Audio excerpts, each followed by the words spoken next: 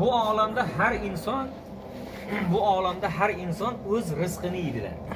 Folga ishonma, ammo folsiz yurma deydilar. Bir folbinni yoniga boribdi bir janona, ichidagi bor dardlarini aytdi u pinhon. Aytib bering qismatim. Meni nelar kutyapti? Nega yerga tegmasdan yoshim o'tib ketyapti? Turmushga chiqsam deyman, sochimga tushmay qirov yoki baxt yo'llarimni boylab qo'yganman birov. Folbin ayol qo'lga olib uni qo'llarin sirli duolar o'qib ochibdi baxt yo'llarini. Bo'ldi endi ketaver, sen ham turmush qurasan. Va'da beraman senga 5 ta farzand tug'asan.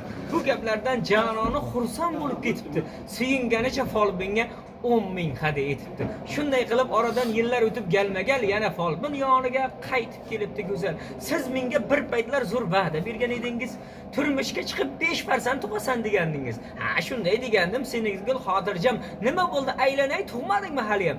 5 ta farzand tug'dim. 5 bolaga egaman. Ammo ayting opajon, qachon yerga tegaman?